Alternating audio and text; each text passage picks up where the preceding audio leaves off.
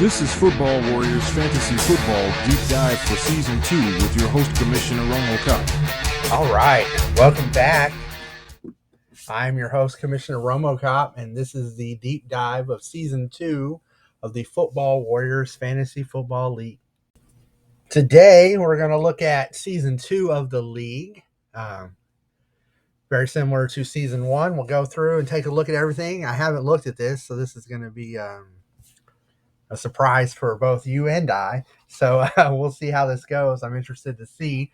I mean, clearly I know some general stuff off the top of my head, but, diving down deep, I probably won't remember some of it. But we're going to check it out.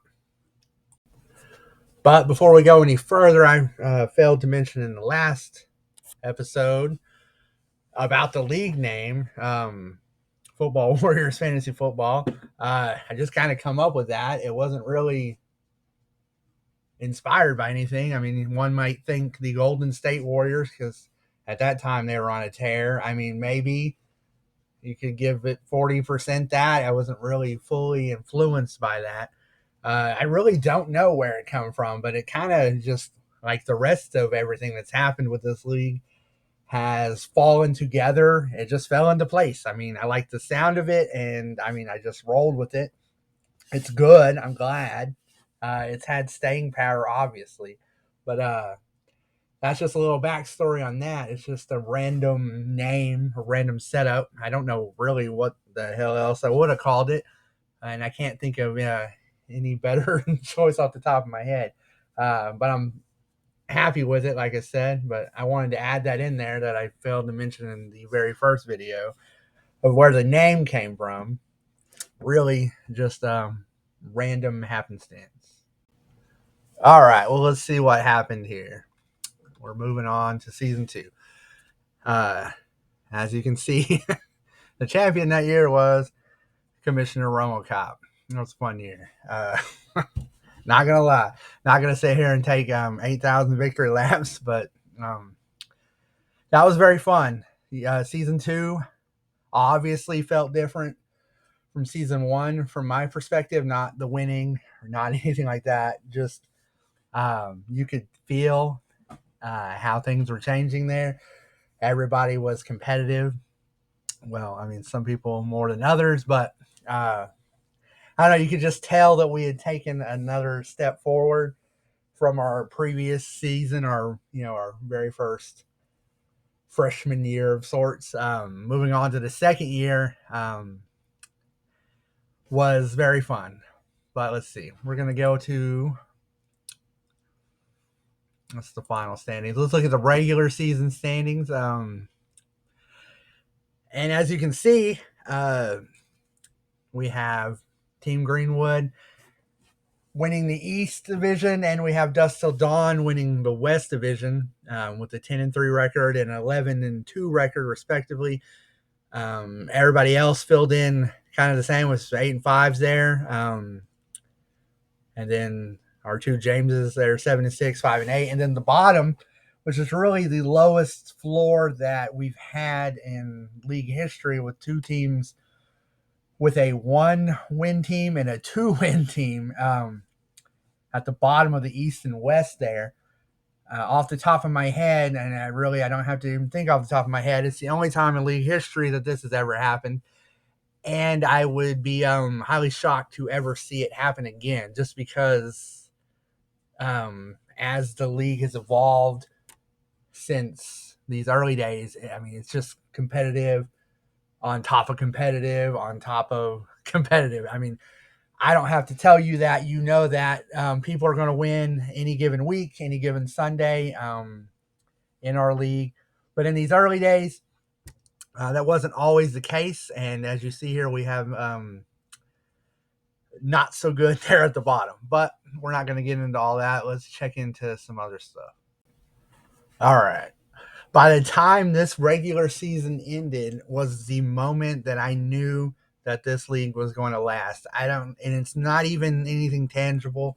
It's just, I don't know. You could feel it at that point when we rounded the corner into the playoffs that year.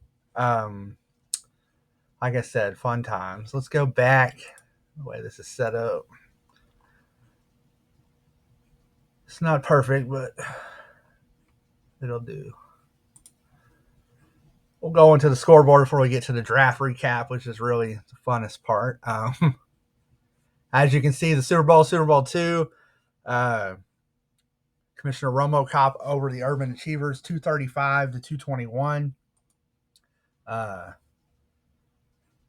Both participants in that Super Bowl were non-division winners, which is interesting. You never know what's going to happen when you play everything out. And once again, the consolation ladder means absolutely nothing at this point. And like I said before, some people would say it still means nothing. But back then, it really did mean nothing because it didn't matter. Specifically in this Super Bowl, in Super Bowl 2, it came down to the Sunday night football game. The Packers were playing the Vikings, and I was basically fighting off Adrian Peterson to the end of the game. He gets banged up. Yeah, he leaves right before or right after halftime, and then pretty much that's all he ends up doing for the game. So I held him off 235 to 221. I just remember that specifically. It was obviously, I will never forget that. It was a hell of a matchup. We've had other Super Bowls come down to the final game or two on Sunday afternoon, Sunday night.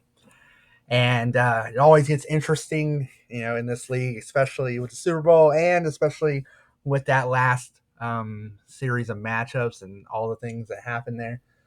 But that's just the story I wanted to share there. All right. Also, I need to mention that all of our league mates here stayed the same from season 1 to season 2, which is interesting because, spoiler alert, that's going to be changing here as we deep dive some of these other seasons, which I shouldn't really have to give some of you a spoiler alert of what happens, but maybe none of you actually. But so that's cool to have some stability there going from season 1 to season 2. We'll get more into that on some other ones. I'm not going to jump too far ahead.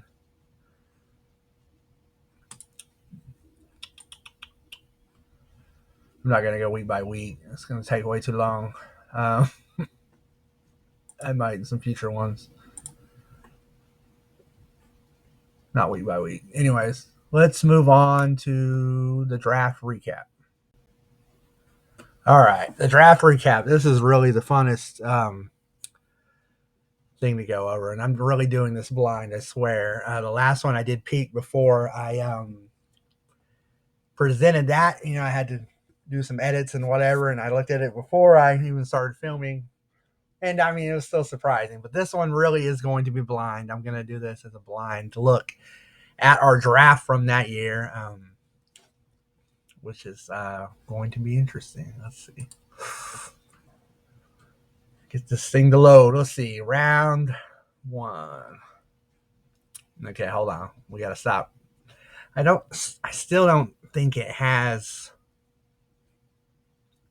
the draft date and time. There's no way we did it on a Wednesday at noon. There's just no way.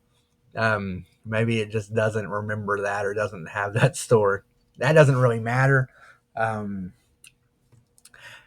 Clearly here I need to introduce the Ks. The Ks are the keepers, obviously. That was the design from the beginning, was to play and then keep a franchise tag on a player from your team to carry it over into the next season. As you can see, round 1 here is basically just listing those keepers. And you can see we had CJ Anderson, Marshawn Lynch, Tony Romo, Jamal Charles, Andrew Luck, Russell Wilson, Antonio Brown, and Adrian Peterson.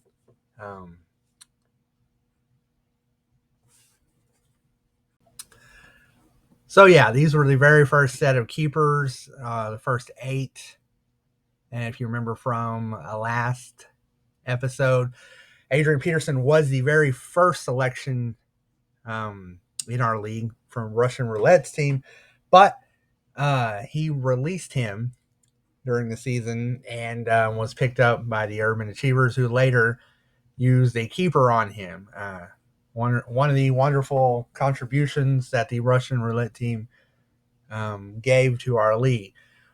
But as you can see there's your first round of keepers. Your real first round starts at Eddie Lacy there in round 2, which is really round 1, and that's where our draft starts. So let's take a look at the first 8 picks of our draft that year. All right, we're going to look here. We got Eddie Lacy, the very first player available that was drafted that year. That's interesting. That guy may have ate his way out of the league. Not to be mean. He was certainly good for the run he had, but then, things happen. And then we have Demaryius Thomas, rest in peace. Still horrible. Really hard to believe, considering how young he really is, or would have still been. It's a sad shame there. That was Tasha's team, Team Hazlitt. The Oklahoma City Phantoms select Le'Veon Bell. That guy wasn't a head case or anything. I'm not going to hate on Le'Veon Bell. He was once on my team as well, but that's a whole different story. Des Bryant, the homer pick, for Commissioner Romocop, which you will notice it's no longer Team Murray or Team Romocop. We have transitioned those teams to the Oklahoma City Phantoms and Commissioner Romocop. And as you can tell, Dust Till Dawn is also Bo's team. His name is no longer Team Cannon. It is Dust Till Dawn, and that only leaves 3 teams with the word team in their name, which is fun. And you'll notice over time that will continue to dwindle. Where was I? Matt Forte, DeMarco Murray, who is with the Titans at that point. LaShawn McCoy with the Bills, and then Jeremy Hill, the Bengals running back. Not to be mean, clearly Jeremy Hill is the worst pick of that round. Hindsight is 2020 completely, but clearly looking at that, not a bad first round, but we all make mistakes. I certainly have made mistakes, and everybody in this league in the past and in the present and the future will flub some kind of first, second, third, fourth, fifth round pick, 16th round, whatever. Mistakes will be made. It's about playing the game. So our round 2 there, which is over here, round 3, I'd like it if they just did this as a separate round. I really don't care. It's no big deal. I know where the draft starts. It's not that hard. It's right there. But and we have to live by their system. So we'll continue to do that or whatever. No big deal. All right, the next round here, Gore, Julio, T.Y. Hilton, Gronk. Kind of surprised Gronk didn't go a pick earlier than that, but, it's whatever. Odell Beckham. Ugh. Fun stuff. Calvin Johnson, A.J. Green, Aaron Rodgers. Back then, whatever. I really don't care for Odell Beckham now. Clearly, fantasy football is different than real football. And back then, he was, a lot better and able to play football at a high level. But over time, I'm kind of soured on that particular person, player, whatever. It's fun to, if I had this draft right now, I wouldn't draft him even knowing what I would know then. But that's just looking back at it. Gronk not going to Bo there, which, whatever. You don't have to draft your own players from your team. That is funny. Looking at that, nothing too crazy here. You can already tell that um, it's not as, I guess, wild as year one was on random draft picks. Looking at round 3, which is over here, round 4. I know that's confusing. The same cast of characters. I can't get away from Randall Cobb. No big deal there either. Alshon had a nice little run. Jimmy Graham was a beast. He had his time, certainly. That looks real good. I mean, to me, looking back, I'm not seeing anything. I'm not seeing kickers, which is good for a league. I'm not seeing defense, and it's not good for the individual, but it's good for the league as a whole.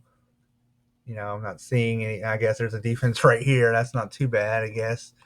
We're 1, 2, 3. We're down here, so it's a little bit better.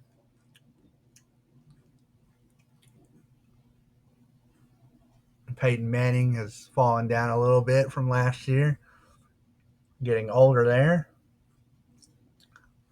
Brandon Cooks, to me, foreshadowing his adventure to Dallas for this next coming season.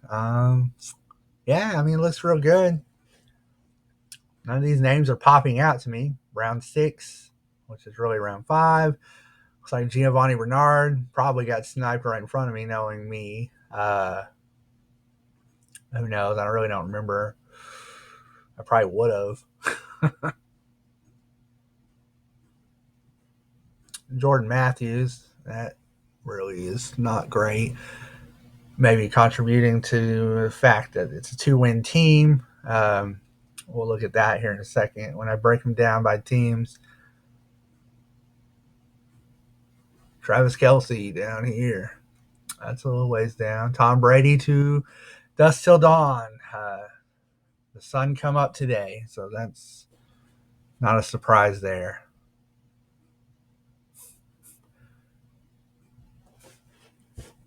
All right, let's. Hey, I'm kind of proud of the league as a whole. I mean, it's not really what I was expecting. It's pretty solid, I guess. I mean, I don't know about Matt Asiata there. I mean, that's probably a reach. I mean, but if you love a guy, a player, a person, whatever, wow, that looks good. And Joseph Randall, that's a complete whiff. But Homer swings. I can put it on myself too. Chris Ivory.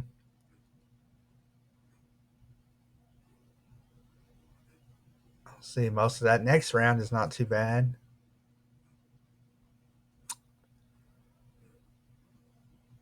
Ryan Matthews and Tevin Coleman there. Those always were dudes that wanted to be good or at least tried to look like it for a little bit. All right, let's see. I remember when Bo selected Jason Witten in that round. I was probably trying to get him right there. A couple of picks later. It's always fun about the draft. You never know what's going to happen, clearly. I mean, it's fun. It gets wild. Its seconds feel like, or, each second feels heavier than the next, if you know what I mean. Getting to that last part, if you really don't know who you're deciding, and then the clock starts counting down on you. You better click a button before you end up with something you really don't want. But now, I mean, this is solid. I'm not surprised. I am, but I'm not. I'll show you when I get out to the single team view. That's funny. I'm looking ahead. That's why I pause, because I'm shaking my head. Of course, I would draft that dude from Kansas City there, Nile Davis. I forgot all about that dude. See, you can win the Super Bowl and draft randos like that. Anything is possible. I see Bishop Sankey there for Tasha's team, still hanging on. That guy, it looks like he's dropping down. It won't be long in the coming years before he's not even drafted at all. Alfred Blue there, he had a short little run where he would pop up for a little bit. It's kind of fun to see some of those guys. A lot of these were from the prior year. Goskowski up here didn't go as early. I remember him from the last video being about the fourth round or so. So that's a appropriate drop there. So we're getting down here into the bottom of it. Let's see if we see anybody coming up. David Cobb. I don't really think about that name in a long time either for a Russian roulette's team.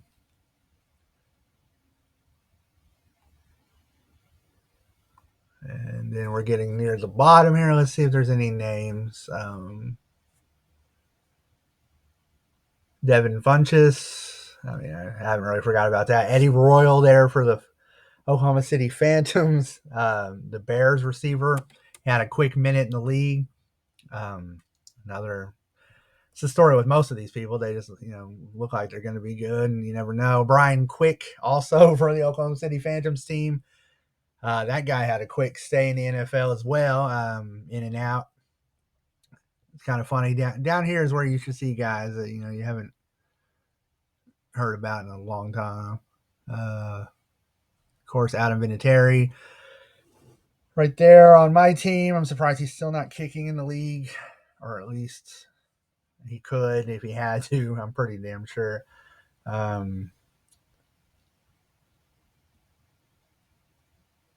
Let's see. Jonas Gray. Man, I don't even want to talk about that guy. It says here he's with Jacksonville. He'll go on to lead the Patriots in rushing for 3 million yards and then do nothing the week after. But that's how it goes. Such is life in the NFL. By team. Just went through it a lot. I'm not going to go through it super heavy here. I'm just going to lay it out. Let you take a look at it. I'm going to look at a few on the bottom here. Yeah, lots of names, blast from the past. Like I said, pretty good draft overall. The keepers, as you see, with the K. And the draft starts. We would continue to use that system to this day. I think it helped here. I don't know. It's kind of hard to quantify that.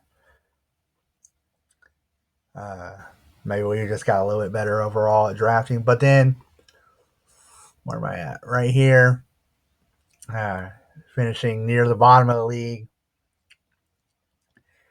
Wasn't a bad draft, but you got a lot of ho-hums when you get more than halfway down there and even at the top. Probably would have benefited not releasing Adrian Peterson. But, I'm not going to pick on the past. People play what they want to play. But, yeah. And then over here.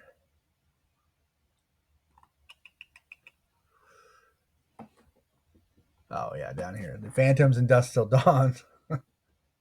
At the bottom here. They put them. I don't choose where these go, just so y'all know. And that's a good look at their team. So, yeah, nothing too crazy, I don't think. I don't think I missed anything super duper. So, yeah, that's our look at season 2. I know off the top of my head, the next one is, really, to be honest with you, and not to sell this as anything other than each season is going to build upon the other. Getting to the point where we are today, that is known facts, known history there. But yeah, I mean, this clearly season 2 stepped it up a notch. It was easy to see. It was easy to feel.